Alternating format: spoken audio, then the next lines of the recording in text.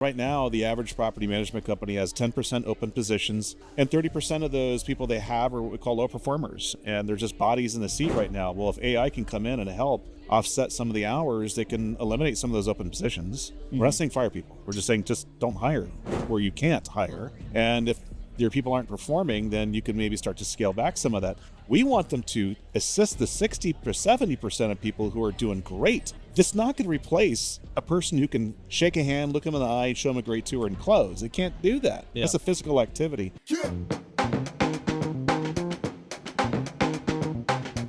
Okay, we're here with Robert from BetterBot. Robert, introduce yourself. Hi, well, I'm Robert Turnbull from BetterBot, president and co-founder. We're effectively an AI automation platform. Okay. Is in that the how industry, 25 years. Yeah. Well, I feel like in some ways I take it for granted. I feel like everybody knows Robert, everybody knows BetterBot, but that's not always true. So we have to do some of the setup. When you do, why do you not then go with the bot when you say AI automation platform? Yeah, I feel like that you introduced yourself for the company a little different and a little bit more open-ended than maybe.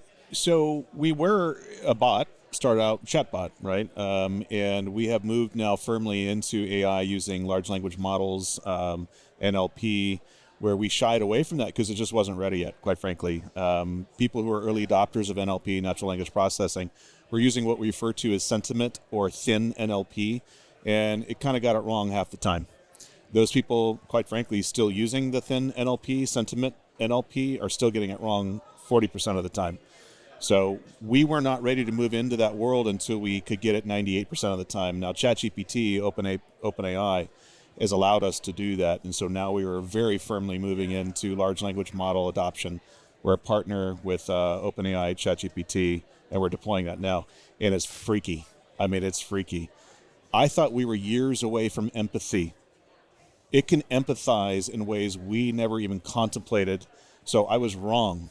I thought we're 5 years away from empathy expression. No, it can do that now.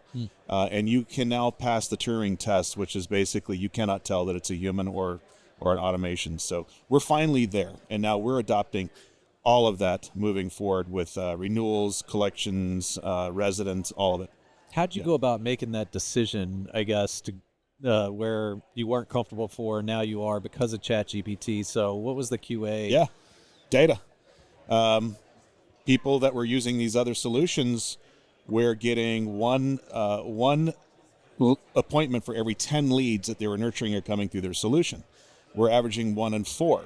Well, there's some secret sauce to that, and 1 in 4 appointment leads to appointments. So our old product, we call BetterBot Classic, is still really good. It still outperforms, but we knew we could take it to a whole new level. And one of my favorite quotes is Steve Jobs, like, put a dent in the universe, or why bother? What are you doing? And so we want to put a dent in multifamily like never before. And, people say that kind of stuff, and now we actually can. The technology is there to dramatically change the landscape, the streamlining, helping your leasing agents. And so when we looked at the data, we finally realized, okay, ChatGPT, large language models can do this effectively. And now that it can, we're adopting it full scale. Can we go back to the platform angle, though? Yeah. Why go to platform now? Oh, so there's a chatbot, like it's just terminology. So basically you have a chatbot, it opens up and it can do, maybe some nurture and emails. A platform though is very different, where you have all sorts of queues. So now you have the leasing queue, the nurture queue, the collections queue, the renewals queue, the maintenance queue. So we actually have a full platform that we're building out that will allow for all of these queues, versus just kind of train a chatbot to answer a few questions, which we did really well for a while, but we recognize we need to evolve. Some people kind of equate us to, the chatbot from yesterday. Like, well, hold on, give it a couple months and you're about to see something really cool. So they can say whatever they want. We're gonna show that in a few months. Well, even I've always found, like, when we first launched Digital, we often used to say, like, we help try to make the complicated simple, like simplify the complicated. And the reason behind it is there's a lot of like marketing terminology, sizzle versus substance, right? And so even if you were the first adopter of OpenAI and not stepping into it measuredly, as you just said, I love BetterBot. Like, if you launch today, I love the idea, the brand, the name of BetterBot, because I think it simplifies like this really complicated natural language, NLP, NLG, all AI, blah, blah, blah. It's like, what is it? It's like, it's easier to understand. It's like, I saw Jamie Karkin from Greystar right before her session, and she was like, oh, there's 3 types of AI. There's, Terminator, Rosie the robot, right, and then, just regular old people or whatever. And I think like Rosie the robot helps like make it more tangible, understandable. And so that's why I would just encourage you, do not rebrand. No. So we are changing our logo just a tiny bit because we got to grow up. We got to modernize it just a smidge, which you can see our new logo. So that wasn't just changing a new logo. Our whole platform, the logo, we're basically, our company is taking a giant leap forward. And it's time. We're ready to do that.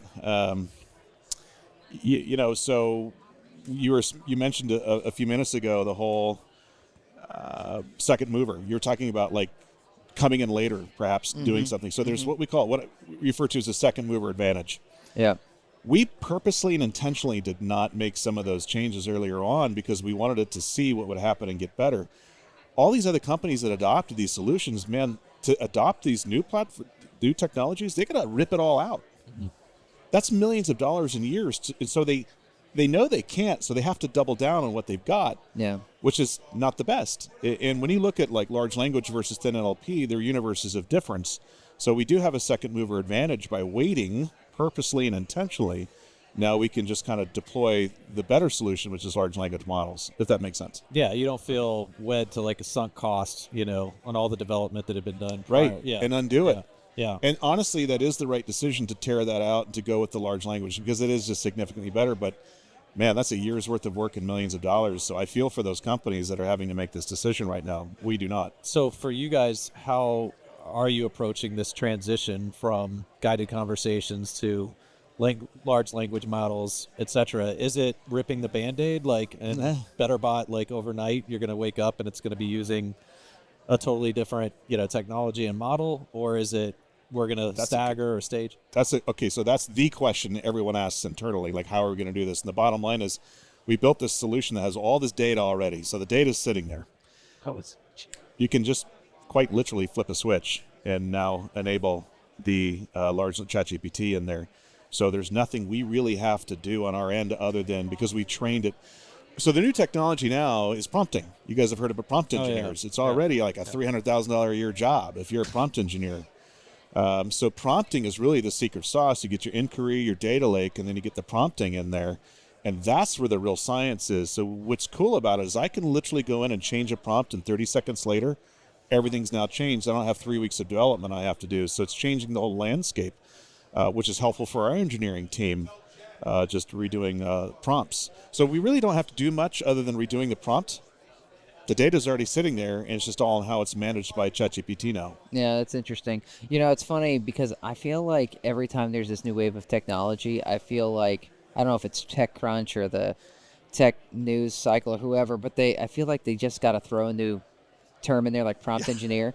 But back at my first startup, so 2002, I remember my boss at the time, so I was the first employee, he was like, how did you find this? I was like, I just Googled. Like, I just searched it. And he's like, I don't understand. How did you... Well, actually, he knew Google. Oh, okay. But because he introduced me, he actually got me one of the early invites to Gmail. So they were aware, but I was just a better Googler, basically. I just learned how to prompt it better. But I didn't get to call myself a prompt engineer or get 10 times the salary I was getting paid at the time. So I'm just saying, like, why do we always got to put something fancy on it and then charge a lot for it when it's like, it's basically Googling. Hey, it's well... Kind of. No. Oh, come on. How dare you, Robert? Just have to change my business card. Well, it's okay. So people talk about AI hallucinating, right? Mm-hmm. And they talk about going off the rails and all that kind of stuff. And so prompting comes in and helps put in those guardrails is really what that is. It just tells the ChatGPT how to answer the question. And you get fair housing issues. You got a lot of other stuff that you have to consider. So our prompt isn't just like a few words. It's actually pages upon pages upon pages, where it's providing those guardrails. And that's where the real secret sauce is in this prompting part of it. And if you don't do it right, you'll get hallucinations, wacky answers. It makes stuff up. Right. And we've seen that. So we've had to really get to a comfort level now where we know 99.9% of the time it's golden, right? So So have your success metrics changed? Like, so when you're bringing on a portfolio Yeah. now versus how you would like communicate, KPIs and I love that question. And yes, I had a theory and I was wrong, but in a great way. So our average today, we probably facilitate 16 with our classic product, 16 appointments and 14 what we'll call unique questions. So this is where the bot really didn't know how to answer it, but it'll pass it off to the CRM and the person at the property will answer it. So I thought, well, maybe we could increase our appointments to 20 on average per property per month and get that down to 7 or 8 unique questions. We're now at 32 appointments per property per month with an 88% show rate. Wow. And we have those questions. We still have 7 what we call unique questions, or what we realize is it answered all their questions. They just didn't schedule an appointment. So what I thought was we still have 6 or 7 that we have to pass through to get the property answer. We have maybe 1 that it can't answer a month. 1. So these people have gone from answering tons of emails to less questions, and now almost no questions. And that is the power. So our success metric just went like this. wow. More than we anticipated in a great way. Yeah. Yeah. That's exciting. Nicole and I just interviewed someone that was saying that they have some properties that have a 40% no-show rate. And so they were like, this is concerning. We got to figure it out. Now, they weren't, I don't know what technology they were using for answering the questions or whatever, like meaning for their virtual assistant.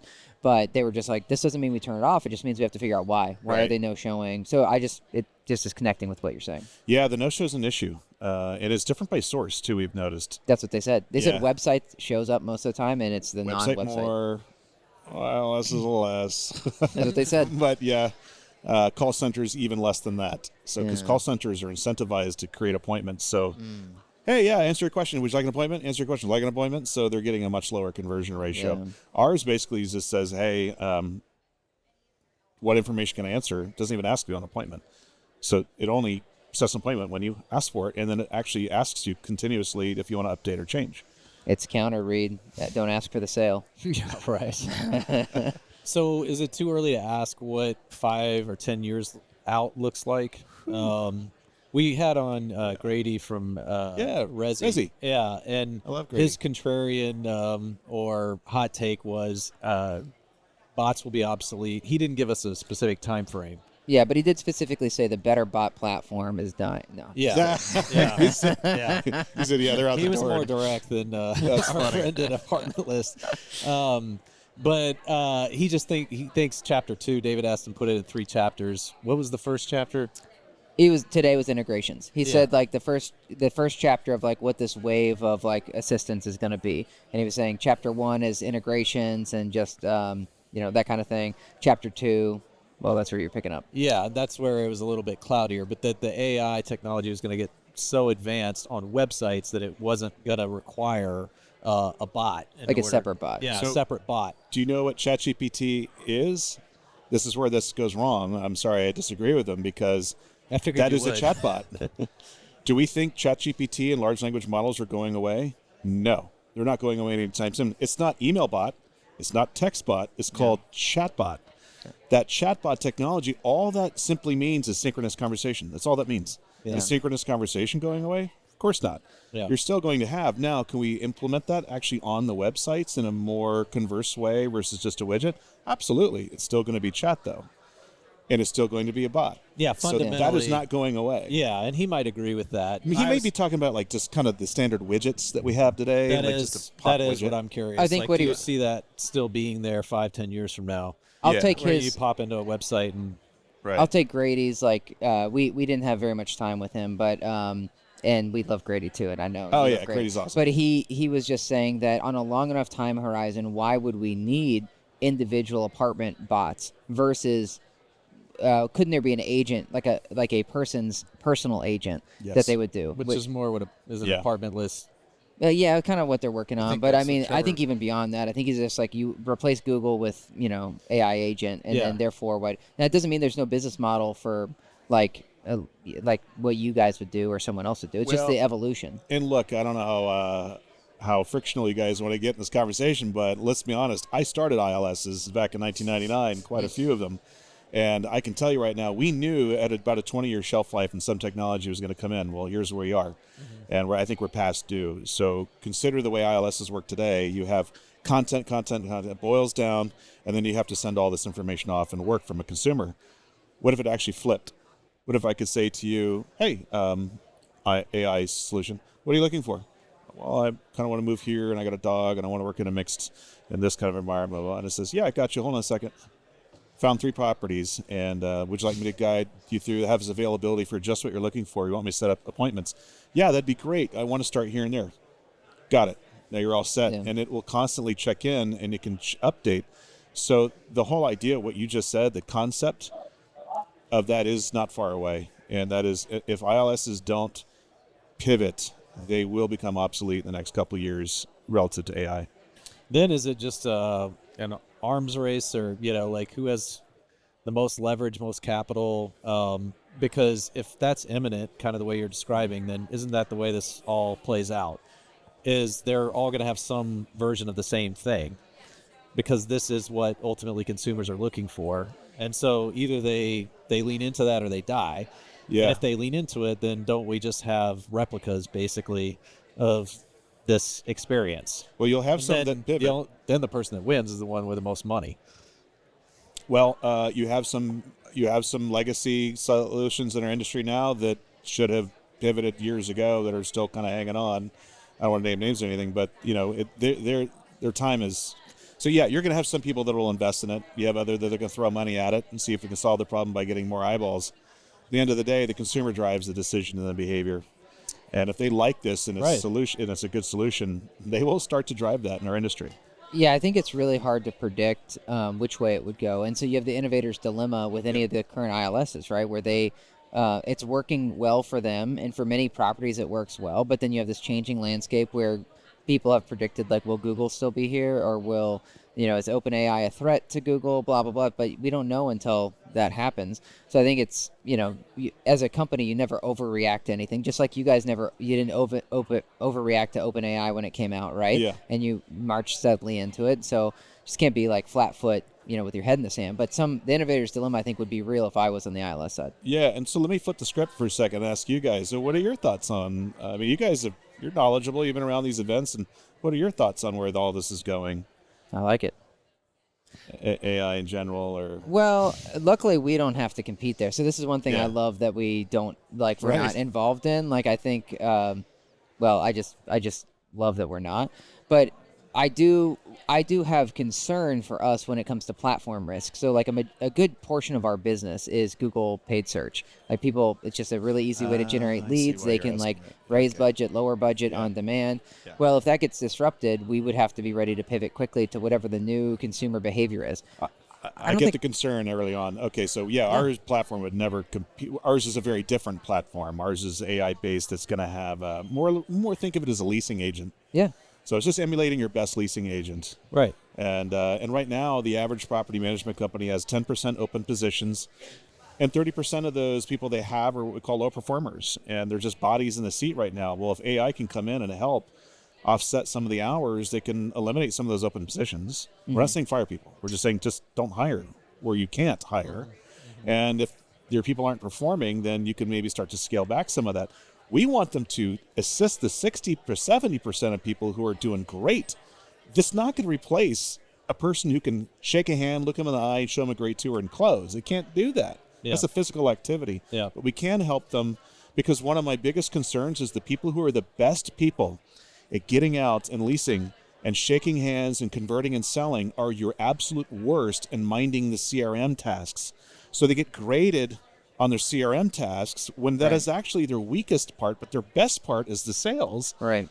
Can we just get that off of their plate, these non-physical activities, and let them go do what they do best? Mm-hmm. That's our goal. Look, change management for one company is hard enough, let alone an industry. Yeah. And so let alone this industry. Right. Yeah, exactly. Yeah. So I think it's going to take a long time, even if, as you said, we're not too far away from that magical, virtual assistant, whatever. I'm curious, going back to you guys, how Reed had asked, you just flipped the switch. Are you guys forcing this switch flip? or are you allowing people to stay on classic? Oh, Do you good give them the one. option? Good one. Yes. So the answer is yes, we're allowing them to stay. I was not a fan. I will be honest. I was not a fan of supporting two different products. But what I Yeah. realized is we got to take some time here. And by the way, it's expensive. I was going to ask how much of that's ChatGPT is impacted by the cost model. it's a cost, but there's also an ROI on behind it. So we need to determine that. So what we want to do is say, hey, look, we got this classic product. It kicks butt. Yeah. It converts extremely well. Stay with it. It's also super expensive. It's half the cost of every other solution.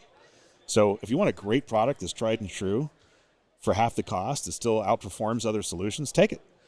If you're kind of next level and you want to start getting into other parts of your collections and renewals and blah, blah, blah, blah, blah, we have a solution that's more advanced. It's kind of like, do you want the Explorer that does a good job? It's pretty solid. Or do you want the Lincoln Navigator versions? So which one are you looking for? Yeah. Well, I think that's a great, great share and great example. I would also not be a fan of supporting two products. But if you also, it's like you're already with Voyager, whatever, 6 or 7. It's like all companies at some point when they get to a certain scale, it's a big risk to move everybody over. And in some ways, like simple is better, right? Like it just sometimes it is for some people it's a solution. So I love that you're offering both, and as long as it doesn't distract you guys, that's cool. Yeah, forcing their hand is still premature. They're not ready for that. Yeah. But they think they will be. I think they're going to see such thing. When we test it with companies now of doing the pilot, it's freaky. Again, what it could do, we get some jaw drops actually when they actually test it and say, I had no idea it could do that. So that's my favorite part. So I think it's not going to be too far behind. I think they're going to start adopting this new technology. Yeah, the empathy was a good call out up front. So I think I heard you say end to end, but I also heard you say we're more focused on an AI leasing. So I just want to clarify: are you guys going to be post lease?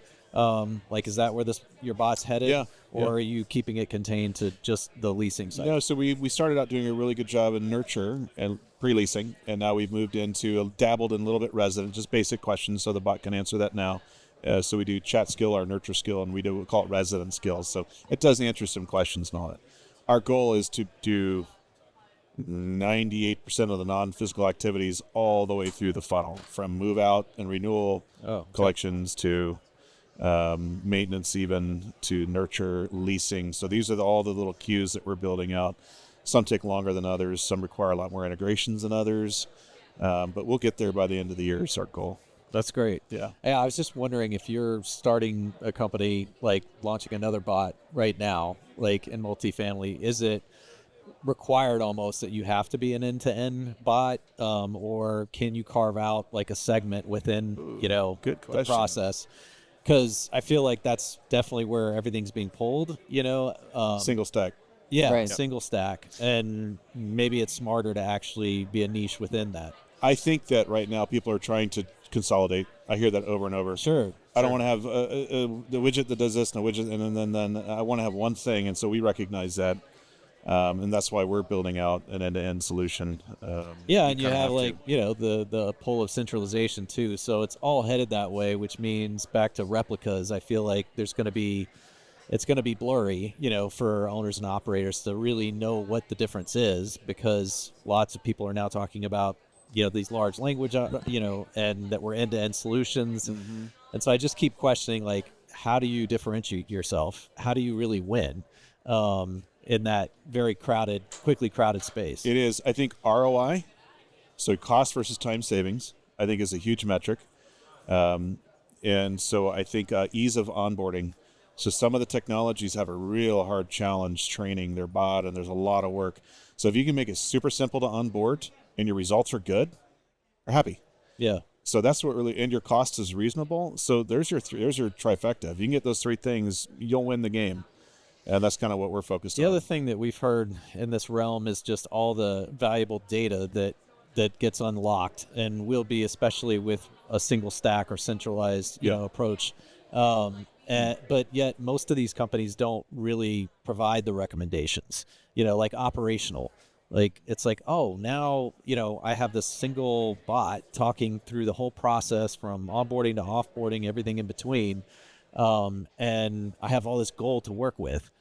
And then it's thrown over the wall at, said analyst, at that PMC or at the with the owner, That's going to dramatically and they're not change it. always ready to catch that, Yeah. and know what to do with that. And so that could be an interesting either upsell or value add for all of these bots, right? Is that we actually don't just go end to end, we also provide the operational recommendations. It can be, because right now, what do we talk about? First lead attribution. If I hear that one more time, I can't stay.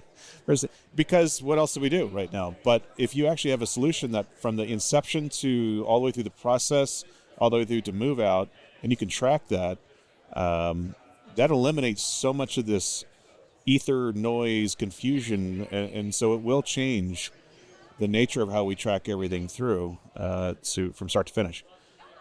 What, at the risk of keeping you too long, but now I just want Go to, for I it. would grab you off afterwards if I didn't get you now. When you started, were you in apartments before 99? No, so we started apartmentguide.com in 1999. Okay. And then it was later realestate.com, rentals.com, and then later RentWiki became Rent Advisor. So those are which then sold to Apartment List. So Right. that's my journey in the ILS world. Yeah. Well, I bring it up because obviously you have great longevity in this industry, and you've seen more than we've seen. We only started like maybe 2013 or 14. 10 years I think. ago. Yeah. So did the industry feel more fragmented or less when you started from a tech stack perspective?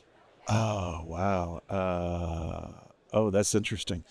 So the internet centralized the industry like never before, because every property made its own decisions. But suddenly they had to have all their content in one place because of ILSs. So as they started making decisions higher level, higher level, higher level. So it did centralize our industry in that regard, content, decision making, and so forth. So that brought it together. But then you see the proliferation of all the new technologies jumping on top of that. And now it's kind of back out to this. But it's like an expanding and contracting continual universal thing, right? It expands, then people buy up something or other, and then expands, and there's a new technology. We're seeing this right now. There's AI everywhere, for crying out loud. In 2018, when we launched, there's a couple. Now there's like, 10, 20? I don't know. So you're going to have that, and they're going to get bought up. Some are going to go away, and you're going to see the contraction. So I think right now we're in the proliferation stage of AI. But I think we're already starting to see some consolidation. Yeah, well, that's where I was going, because it seems as once you get to a certain size of some of the large incumbents, it becomes more of a moat to start restricting folks from integration work or sharing your data or any of that. But if you restrict too much, you stop innovation. You don't allow the startups to come. But if you're one of those large incumbents, you don't. I was giving this example in an earlier interview. But venture capitalists try to get 1 out of 99 to work, right? So they're investing in 100 companies that are doing R&D, and one of them works. Yep. The large company, particularly if it's public, doesn't want to spend a ton of money in R&D to fail 99 times and have one win. So in some ways, they need to encourage an ecosystem where there's more innovation. But if you restrict too much innovation by having like really expensive fees to integrate or not sharing all of the data or what have you, then there's no one doing the R&D that you don't want to spend on. Yes. And eventually what you want is to encourage the R&D so that you can buy them up, so that you have a healthy ecosystem, so that you don't have to spend your own CapEx on Yes, R&D. my single biggest bone of contention is in this industry, has been for decades now, I guess, these gatekeepers that have all this data that require this massive investment to do integrations. Who is that hurting? The industry, the multifamily clients, because And there's some them, really cool eventually. tech. Huh? And them eventually. Yes, because that's a good point. Because actually, that might be part I want to add to my stack, but you'll never know. You'd think. You'd hope. You would hope, but that we got to figure our way around that, man. I mean, that is not helping our industry, and it's doing a huge disservice to not only start up good technologies, but to our clients who are having to pay. Who do you think pays at the end of the day all those integration fees? Yeah, we paid initially, but we got to pass the cost off. Yeah. So they're paying for it, whether they realize it or not, and they're getting less innovation as a result of it. Mm-hmm. So we got to get there as an industry where we're ready to start breaking some of these barriers. But it is hard back to almost like first mover.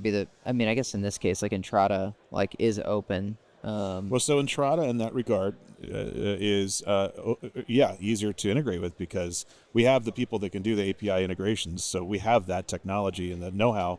They've got the open APIs, so they're one of the first ones we always turn stuff on with, because we can. Right. The other ones, cost a lot of money, so you kind of have to justify. And yet, it doesn't seem like that has changed their trajectory. So isn't that the validation point that you'd be looking at if you were the CEO of RealPage or of Yardi. It's like, so if we behaved more like Entrata, we would see better market share. But that must not be the case. I just refuse to Or do you believe that think- Entrata, because everyone refers to them as more open, more friendly, more collaborative, all this stuff. But have they actually been able to leverage that versus what you are accustomed to with Yardi? And I think it's a real valid question, and I don't know enough around like the adoption details, but I do know that behind the scenes conversations when you have management companies that ask, so we're looking around, Robert, and guys like you, which one should we look at? Which one's friendlier? Which one's easier? That conversation happens all the time. Yeah. So I do feel they're getting some traction from that because they're getting accolades for doing that. Their reputation, I just wonder if it's translating into market share. That's a great. You know what you great would question. hope though, if you're them, is to think. So I don't know either The about goodwill. because I mean, there's some public and some private here, but in one case, if you were Yardi or RealPage, you'd be like, well, we don't want to go free because we don't know if it's actually helping Entrata grow, and look at the revenue line item because there's thousands of vendors that need to integrate with us and they all pay it. But on the other hand, if let's say that the ecosystem got so squashed, like let's pretend that they turned off the integrations completely except for Entrata. At some point, people only integrate with Entrata, so Entrata's actually the beneficiary at that point because they're the only ones that can acquire, hey, this already works in all Entrata systems, doesn't work on the other systems. So at some point, like from the long game perspective, it would actually aid Entrata, and then they'd have to, others would have to learn that. You would think so or hope That's so. a I got to tell significant you. bet. I'm not just saying it's wrong. Right. But that's a Right. huge bet. What shocks me is when I'll talk to a client and go, yeah, but that's your data. And they're like, they just throw up their hands. Well, it is what it is. I'm like, We have a very loyal client to us, but I won't name names on this one. Okay. Who actually said, "Don't come to me and ask me to help you get that integration done," because they're just tired of being asked to to basically fight the your own champion, battle. right. Right, and I get it. Yeah, I get it. Sorry, go ahead. That's it. Well, I didn't know how dialed in you are on M&A. Like, so when David asked, do you imagine that we're going to have more or less, like relative to technology companies? So was it more diluted, when you started, or is it more diluted now? And I'm using, instead of, well, you mentioned proliferation. What I'm getting at is, do you think that we will see a flurry or a spike in acquisitions over the next few years? oh, And what would that be more a result of? Would it be some of these larger companies trying to stomp out competition, or them not wanting to build themselves and saying, we'll just do some acqui-hires and bring on like pieces of the technology that we can just bolt onto our... Yeah, I think you're going to, well, you saw the internet when they came around, all the ILSs, there was acquisition, consolidation, then there's social media that actually had some companies that played, and now we've got AI. So you've seen all these kind of proliferations, adoptions, and all that. And I think that's going to play out with AI. Absolutely. I do too. Play over time. And then there'll be something else that comes down the road. Versus, I guess the third option would be the collaboration that we're all yearning for.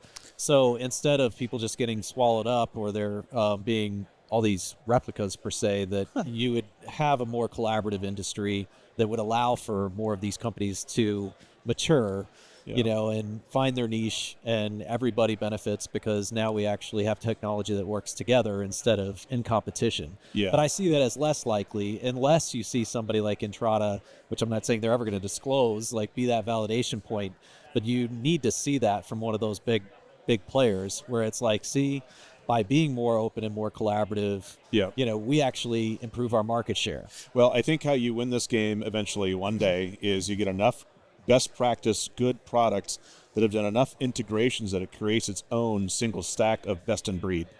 And then that has a very powerful base that can be parlayed or leveraged against any of the giants, is to say, hey, we're fully integrated. If you want a single stack, this is 11 products that are single stack that are best in class. Is it going to take someone else acquiring those businesses and pulling them together? Is it going to be more collaborative? Who's going to lead the charge? I'm happy to take a shot at it one day. I mean, but not right now. We've talked about that. Yes. You may not remember. No, I actually do. It's because I've talked about it before. Yeah. I want to see that happen one day. Yeah, and that's not a selfish thing. That's actually, look, I love this industry. Yeah. I got out for 3 years, allowed to get out for 3 years when they're required to come back. And I came back, and I'm like, why did I ever leave? I love the industry. I love the people in this industry. If I could, my legacy, just leave something that put a dent and actually made a difference, awesome. Then I'm good. I can retire a happy guy. That would be one of the things that I would love to accomplish. And also streamlining people's businesses. I mean, they're struggling right now. Yeah. Leasing agents are overwhelmed. They're task driven. People are trying to streamline. If we can help them, let's help them. Yeah. It's good for everyone. Yeah. Totally. Well, Robert, thank you so much. If people want to learn more about BetterBot, because they just don't know, a better platform. Better platform. How should they get in touch? Sales at betterbot.com or Robert at betterbot.com. They're welcome to contact me. Go to our website. We're redoing that whole thing right now. So actually, you know what? Contact me for the next month. And after a month, then go to our website and check it out. Yeah. Okay, cool. I appreciate it. You guys are awesome. Thank you. Yeah. Thank you. All right.